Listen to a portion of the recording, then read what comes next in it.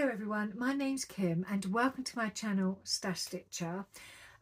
This week in my sewing room it has been hasn't been very productive because I still don't have my sewing machine because she is being serviced. I'm into my second week now without her, but I have been productive. I've been revisiting my fabrics and looking at my sewing patterns. So at the beginning of the year, I set myself two goals, and one of them was to make better fitting clothes, which I can't do at the moment because I haven't got a sewing machine. And the other one was to make a significant dent in my fabric stash. Now, this might seem really strange to people, but I never actually look at my fabric, physically at my fabric. I use something called a fabric index box, and those of you that have watched me for a while will know exactly what I mean, but those that haven't, this is my fabric index box. So basically every piece of fabric I have in my stash is in here. So I take a swatch of my fabric, put it on a card, and then I put all of the relevant information. So on here it will be how much I paid for it, the length, width, weight, composition, whether it's directional or not, who I bought it from and when I bought it. And the nice thing is this little card will go into my fabric index box. So this one, for instance, is 2 meters, so that will go into the 2 meter section. And when I pull out a pattern, I will think, oh, I want to make that. I will then come to my box and look for the appropriate length of fabric in my box, so I can take this downstairs and sit in my living room with a nice cup of tea, watching TV and just flicking through what fabric will match up to the pattern I've picked. So I don't really look at my fabric, and that's what I've done this week. I've been pulling it all out and really deciding whether I want to keep some of it or not, because I have so much fabric. Some of it is 30, 40 years old, and I obviously have a problem with letting go of it. So I've decided that whilst I'm waiting for my machine to come back, I really do need to make a decision whether I keep something or not. And this will also help reduce my fabric stash, remove anything from my stash that I'm never going to use, and I can pass it on to somebody that will make something beautiful from it, so it won't be wasted. So I need to put my big girl's pants on and just do it. So that's what I'm doing at the moment. I'm about a third way through, and I'm going through each piece of fabric and deciding what from my pattern stash I'm going to make from it. So you will see some of those choices in a future vlog, so that'll be something to look forward to. So I've also decided to look at my sewing patterns. I have 103 sewing patterns in my stash. I've used 68 of them, and I have used some of them over and over again. So I've used 70% of my patterns. It's not too bad, but I really do need to just let go of those that I know I will not use. My style has changed as I've got older, and some of the styles are something I probably would not wear now. So that is something I need to also do. So this time without my sewing machine has really made me focus on what I want in my sewing room and what I really do need to de-stash and move along to somebody else who's going to get better use out of it. So I have been organising and tidying, and I've gone through that stage where my sewing room, especially over that part of my sewing room, is a real mess because I have physically pulled out all of the fabrics, and in some way it's been quite nice because I've reconnected with them and I've really started to get my mind thinking about what I want to make going forward. So you will see that in a future video of what fabrics I'm keeping and what I have planned for them. So that is quite exciting, and I'm only about a third of the way through, so I've still got quite a long way to go. So going through my sewing patterns has made me realise that I'm actually not making many new things.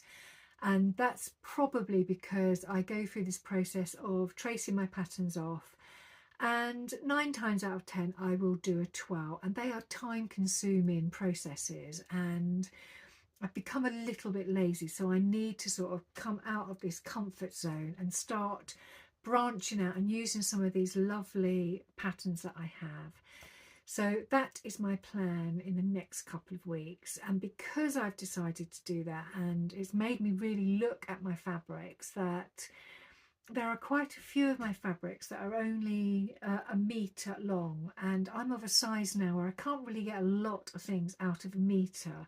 So I have been also thinking, what can I do with the smaller cuts of fabric? So if I can't get a waistcoat out of it or a t-shirt out of it, maybe I could make a bag, use it for lining. And also later in the year there's this charity project Dress a Girl, and I tried to get into it last year, but I left it too late to make a dress. So I thought quite a few of these smaller pieces of fabric would come in useful to making some dresses up. So I've got that in my head to maybe get a few of those done before, I think it starts September, October time. So to sort of start that process of as well. So using up some of my smaller pieces of fabric, not just for me, but for other things, even gifts, maybe things for Christmas. You know, my head is just spinning with all of these ideas, and this is what I get when I start playing around with my fabrics. It starts my imagination going. So it's been quite a nice time revisiting my fabric. So as well as working through my fabrics and patterns, I have also been doing some hand stitching. So you will all know, if you watch me, that I just finished off the Queen of Diamonds quilt top, and that's waiting to be long-armed. And I pulled out another quilt, and my kids bought me this a couple of years ago. So it's the Dreamcatcher quilt, and over the last couple of years since I've had the pattern, they bought me the pattern, the acrylic pieces, and also the paper pieces. So I've got everything I need to get going. So basically over the last couple of years I have been collecting the recommended fabrics. So in the booklet it has this list of all these recommended fabrics, and I have been purchasing them over I think it's about 2 or 3 years since I've had the pattern, and collecting them. So I have them here. I don't have all of them, and I haven't been able to get all of them, but I think what I'm going to do this time, so here they all are. I've got some of these fabrics left over from the Queen of Diamond quilt. I have some of them in my scraps box that I used, that I have made cosmetic bags and other bits and bobs from. So I have got the majority of the fabrics that I need, you know, to really get quite a bit of this quilt made up. Now this quilt is EPP, so it's English paper piecing, so it's hand stitching, and it's a really slow process, and I love EPP. And I've already made a start. I've only made 2 blocks. I've made this little block here, and you can see all these beautiful tulip pink fabrics. This one here. So I'm glad that I purchased the fabric as I went along, because Tula's fabrics are absolutely gorgeous. They are breathtakingly vibrant, and they are just made for quilting, obviously. And I know from experience that her collections, when she releases them, they have a shelf life. They will hang around for a little while, but then they fizzle out, and basically when those fabrics are gone, they are gone. And I had an experience of that when I was doing the Queen of Diamonds quilt, and I made a few errors on the border, and I had to get some more Mick Jagger passion fruit fabric, and I could not find it anywhere. And I searched and searched and searched, and I think I found the last fat quarter in the world, and I managed to get it to finish that quilt. But I'm so glad that I have taken the time to build up this stash of fabrics for this quilt, and I'm not going to panic if I haven't got the right fabric for a particular block, and I will just use what I've got. So that is my plan going forward. So this project is going to be a really slow sew. It will probably take a year, 18 months. I'm not in any rush at all. And what I will do is each week I will just show you the progress. So you will see little blocks being put in your face every week when I release my video. So that's something to look forward to. So I have been purchasing, but I haven't been purchasing a lot. The first thing I bought relates to this. Now, I bought this a couple of weeks ago, well, probably 6 weeks ago, and it's been in my room and it hasn't been on a sewing social with me. And that's why I bought it, because when I went on a few sewing socials earlier in the year, I realised that I am somebody who really hogs the iron. I iron my garments when I'm making them up to death, and kept on having this little queue of people waiting to use the iron. And I thought, right, I need to really maybe get something where I'm not stopping other people from getting on with their lovely project. So I bought this in anticipation of the next sewing social that I go on. And I do have a habit of leaving my iron down, and I have burnt quite a lot of ironing boards in my time. So I was on Pound Fabrics and I found this. So I bought this because my iron can then sit on this and it won't burn. So I thought that was great. And whilst I was on Pound Fabrics, I thought it would be rude just to buy one thing. So I just bought a few other little bits. I didn't go, you know, crazy. I bought these. Now I use flower head pins all the time. So I bought 2 packets of these. And generally what I do is over the year, I will buy a few of these here and there. And then once a year or once every 18 months, when my pins in my room start to feel like they're struggling to get through the fabric, I will just replace all of them. So I will get rid of all of the old pins and replace them with all the new. So I've got a really nice set of sharp pins.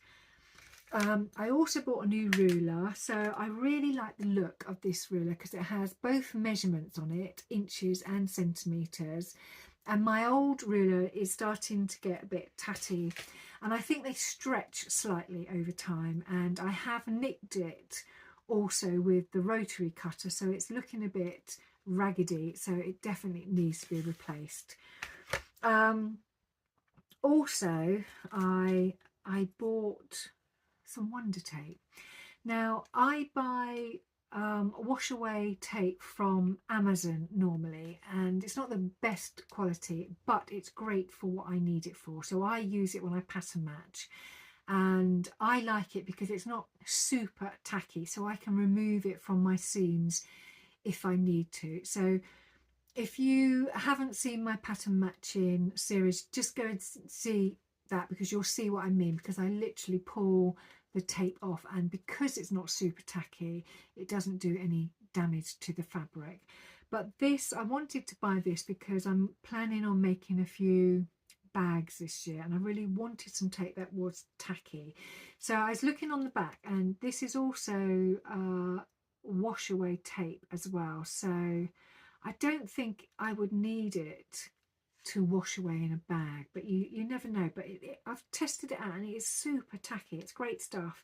It is quite expensive in comparison to the cheaper stuff I buy on Amazon, but you know, I see how it goes when I make my husband's toiletry bag up. So I bought that really to get started on his bag. So that's my Wonder Tape. I also bought some of these self-cover buttons. I used to use these a lot, and these are quite nice when you can't find a button and you're in a rush to get a garment finished. These are only 11mm, so they make a great covered button on a shirt. So I thought I'd get a few of those in my stash. And the last thing I bought was a ruler. So this ruler, I've got a few of these already in my room. I usually keep one by my sewing machine, my cutting mat, my ironing board, and I like these because I love the gauge. And you would have noticed if you've watched my shirt sew along that I use rulers all the time to mark out my seam allowance on curves so that they're easier for me to follow when I'm sewing. So I do find these invaluable, and I just love them. I just love to be able to get my hand on them as soon as, you know, I need it. So they're all my purchases from Pound Fabrics. But I also went out with my daughter the other day, and we were coming home from wherever we were, and we saw a huge Hobbycraft shop. So off we popped, went into Hobbycraft, and they are an Aladdin's cave of goodies, and I just loved walking around and seeing all the stuff. And because in my sewing room this week I have been doing tidying and organising, I thought I would purchase 2 of these. So I bought these, I filled one up already, and this houses all of my die sets and snap poppers and eyelets, and I used to keep these all in a tin box, but the tin box was really struggling to house them all because it was starting to get quite dented and it was really heavy to lift. So I thought, right, I'll put them in their own individual little boxes, and these little boxes are lovely because they have a lid to them, so they're not gonna, it's not all gonna spill out, which I usually have a problem spilling things on the floor. So I bought 2 of these. So I've got those from Hobbycraft, and whilst I was going to checkout, I also found a quilting ruler, and I've been looking for one of these for ages, and I can't believe how hard it was to find, but I don't know if you can see it. It is it's 1 inch at the top and it's 14 inches long, so it's a really nice ruler, and it's got, you know, 1/4 inch, 1/2 inch, you know, all those lovely measurements on it that make it great for quilting. But the other reason why I wanted it is because it is smaller for me to maneuver around my fabric than this one that I've been using.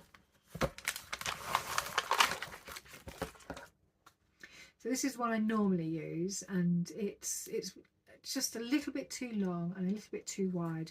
So I thought this would be great because this will enable me to trim up, you know, raw edges and all that, and also when I'm doing my quilting it's going to be great. So I'm really glad that I found that.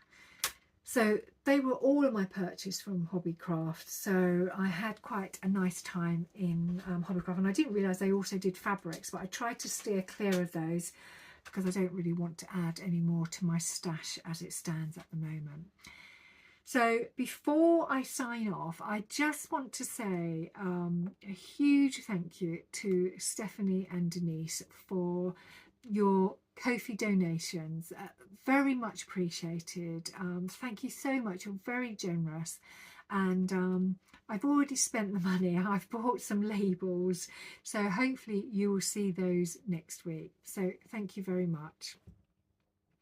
And I'd also like to thank Linda, because Linda mentioned that I could actually sew up some jersey tops on just my overlocker, and it never crossed my mind because normally I've only really recently over the last 18 months got into making jersey garments because I was predominantly a woven garment girl, but I have been experimenting more with stretch fabrics, and when I have in the past stitched them up, I've always stitched them on my machine first and then overlocked them.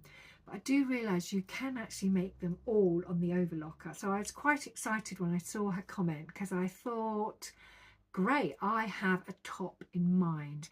So I'm hoping to start that when I've finished videoing today, and you might see that next week as well. So we'll keep our fingers crossed. Without my machine being here, I thought I would do another batch cutting session. My last one was back in February when I think I cut out 9 or 10 garments, and I think I have about 2 left to finish. But this is a great opportunity with my machine, waiting for my machine to come home, to actually go through my fabrics and my patterns and cut some new stuff out and do a, you know, a nice big batch cutting session. So once my machine comes back, I can just crack on with sewing. So I hope you've enjoyed today's content, and if you have, give us a thumbs up And if you haven't subscribed, it would be lovely if you could. But until next time, I will see you all very soon. So all have a lovely week sewing. Take care.